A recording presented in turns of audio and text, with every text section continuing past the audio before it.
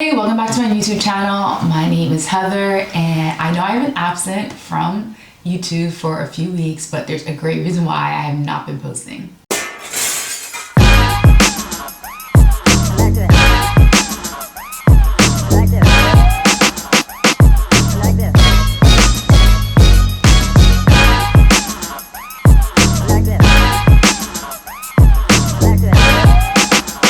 So I know I'm in my pajamas, I'm feeling super snuggly right now. I'm still recovering from my trip that I just took. And for those who have not been following my Instagram or the updates on my YouTube channel, I was in Togo for 2 weeks just about.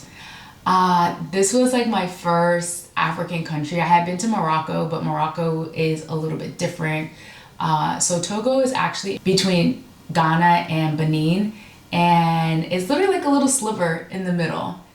So so many great takeaways. I can't even express the experience, to even put into words about how much I enjoyed this trip. So if you're wondering like how I ended up going to Togo, well, my friend Naki runs the African Lisbon Tour here in Lisbon, and he is Togolese. So he wanted to bring a group of people to his hometown where he grew up and just experience, the African culture. So when I saw Naki post on his Instagram that he was hosting a trip, I said, you know what, let me see what the trip is about. What are we doing? The price ended up being really, really good. And, I booked a flight, and next thing you know it, several weeks later, I was in Togo. So the date of the tour really was from February 1st through the 11th, but I had arrived the 31st because flights were just a little bit cheaper. And I ended up staying to the 12th. So everyone else kind of came like the first day, February 1st, but also people left on the 11th too. So 2 extra days I spent here, and it definitely was needed.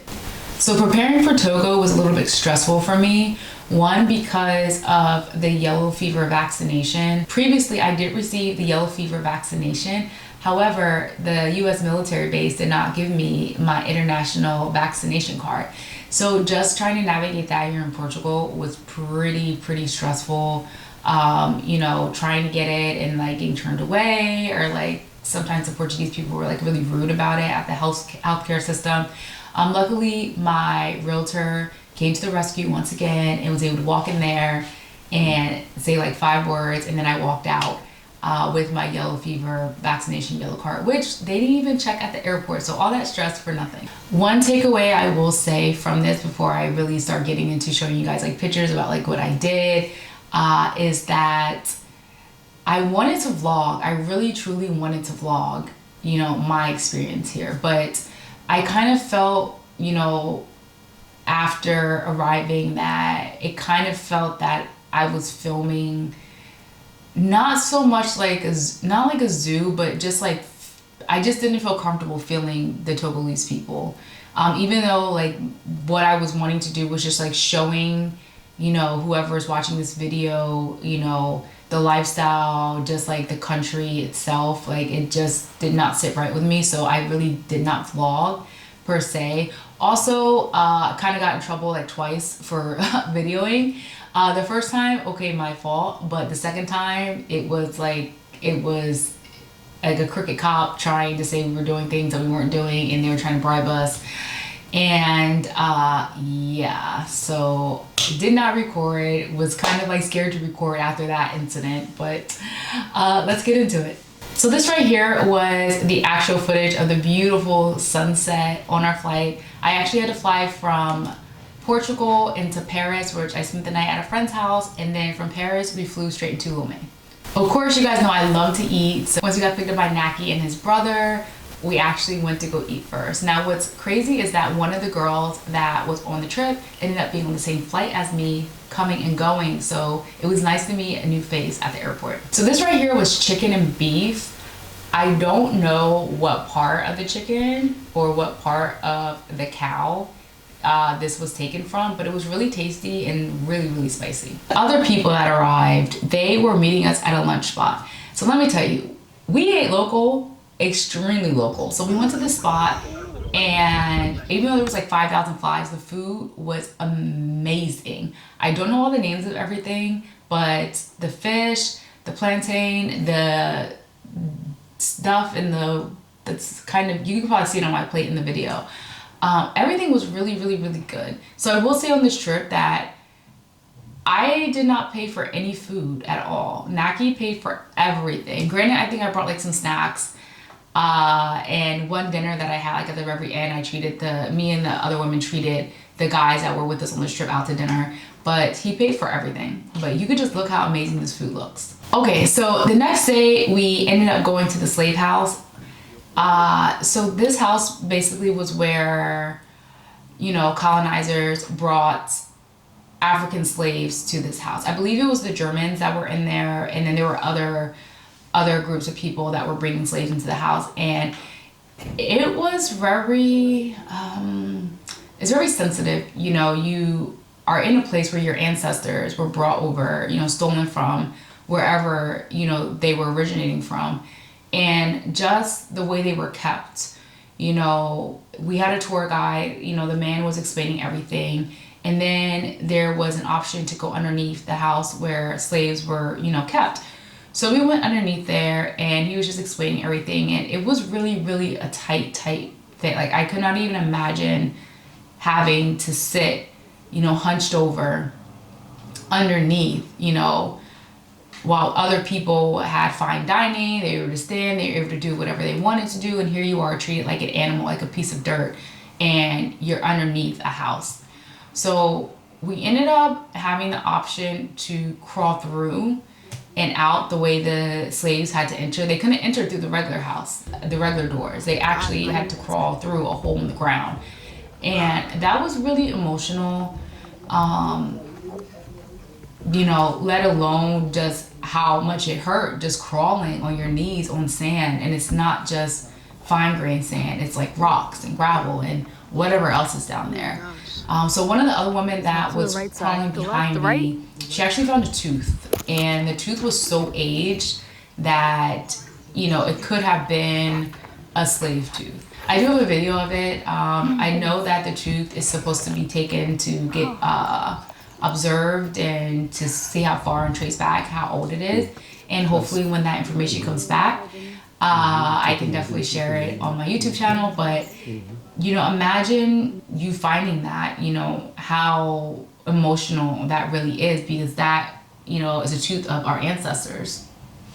So after we left there, we went to another area, and it's like this big well. And I will put all the information where we went in the description box down below.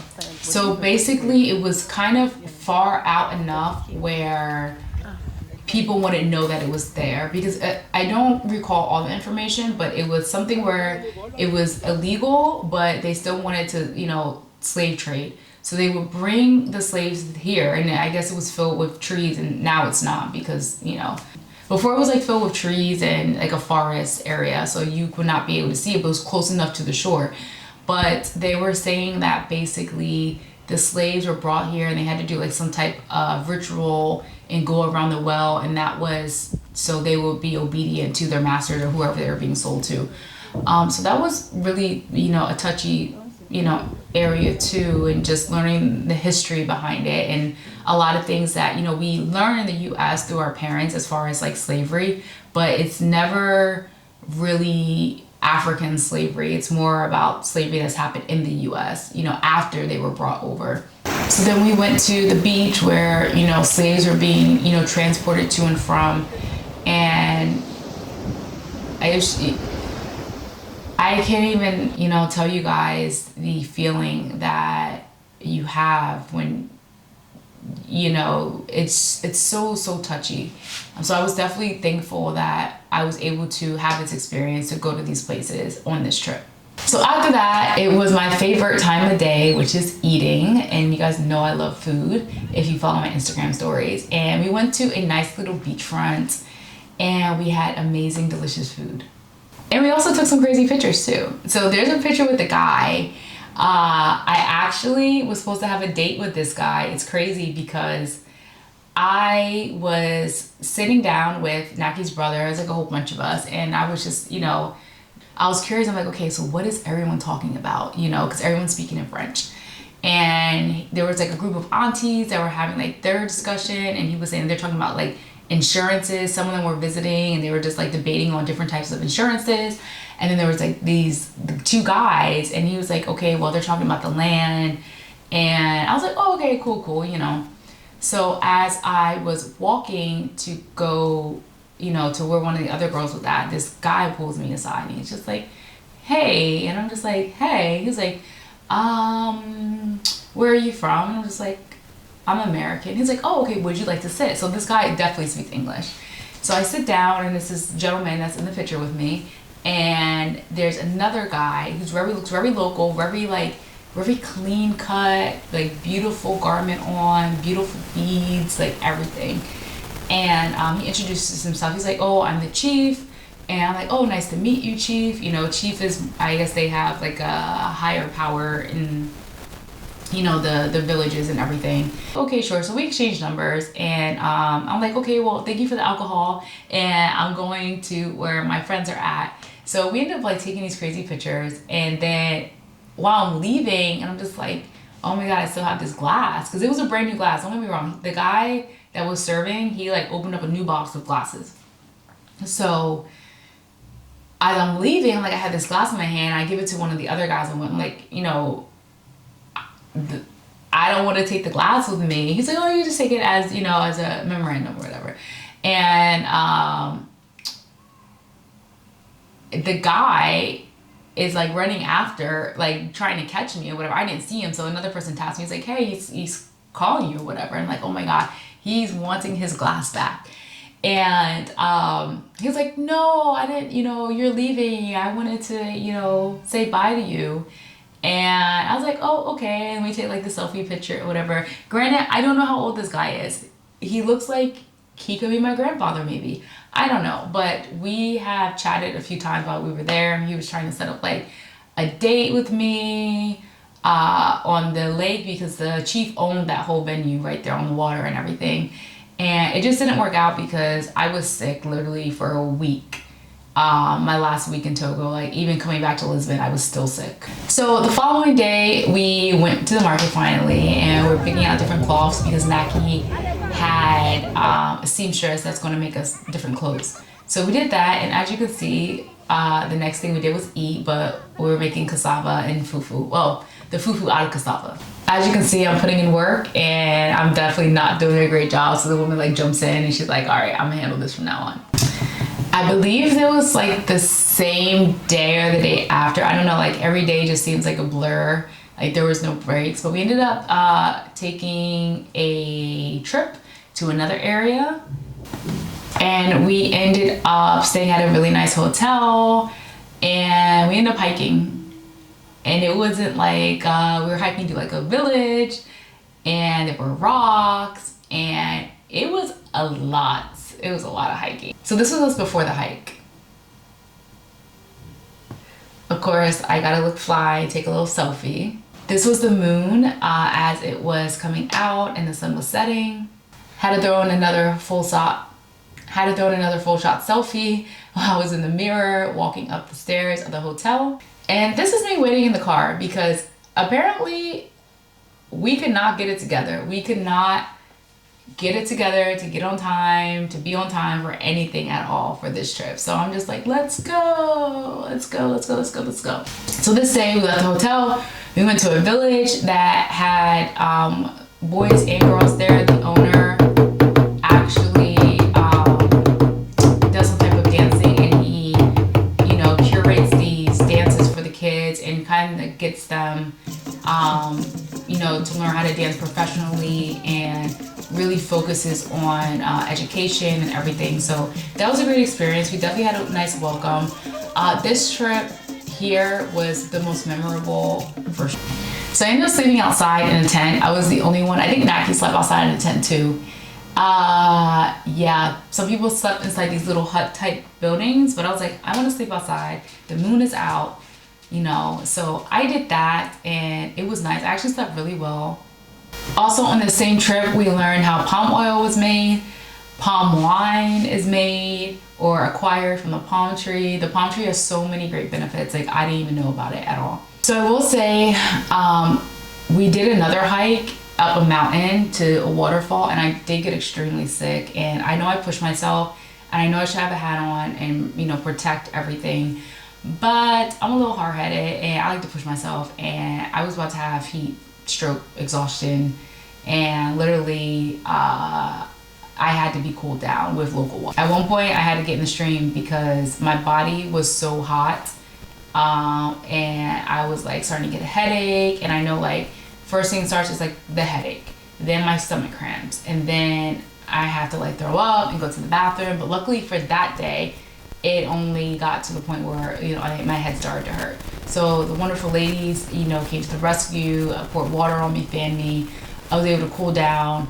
Also, I had to kind of walk barefoot, but then I got flip-flops from one of the guys, and literally climbing up a mountain in flip-flops is not the best. I literally had thorns in my feet. My foot was cut up from, you know, pricklies and everything. Now I had hiking boots on when I first started because I was overheating. They told me to take off my hiking boots and to wear this guy's flip-flops. Did I mention we went to a Togolese club? It was very interesting. Of course, when we walked in, they probably automatically assumed we were Americans, so they started playing American music. But then they started playing Afro beats, and I got my fair share of the dance lessons in learning different Afrobeat styles. All right, so we left that village and we kind of went to a different area, and this is where we slept outside. There was no electricity. Literally had to pee somewhere where people didn't see you. I had to wash in a stream, literally wash up in a stream. It was an experience. It definitely was an experience. I also washed clothes in a stream too because there's no washing facilities.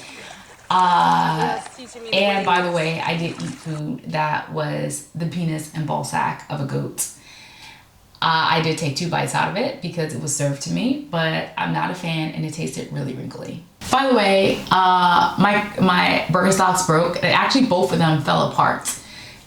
So I actually got them fixed like the very last day, but I was really bummed that, you know, they've been holding up for 2 years, but I guess with the water, it just was not a good fit. So definitely if you have Birkenstocks, do not keep them in the water for long periods of time. One of the other highlights of my trip was meeting the king of Togoville. He was actually really funny. Very, very funny. It was a pleasure and honor to meet him. Togoville itself was very beautiful. The people were beautiful. No complaints there. We also had like a birthday party for one of the guys, Etney. It was his 30-something odd birthday, and we had karaoke. We had like a whole rooftop to ourselves. Like the food looked amazing.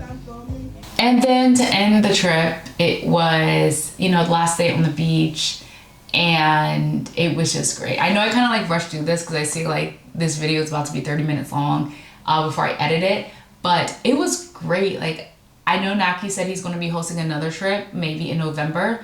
So if you are wanting to go, definitely follow him on Instagram. I would definitely post it to the bottom. I'll also post the itinerary to what exactly we did every day. And I will be posting to my Instagram soon the pictures from the trip. But yeah, so I hope you enjoyed it. I hope that you kind of got an insight of what exactly we did. And I hope to catch you guys on the next video. Bye.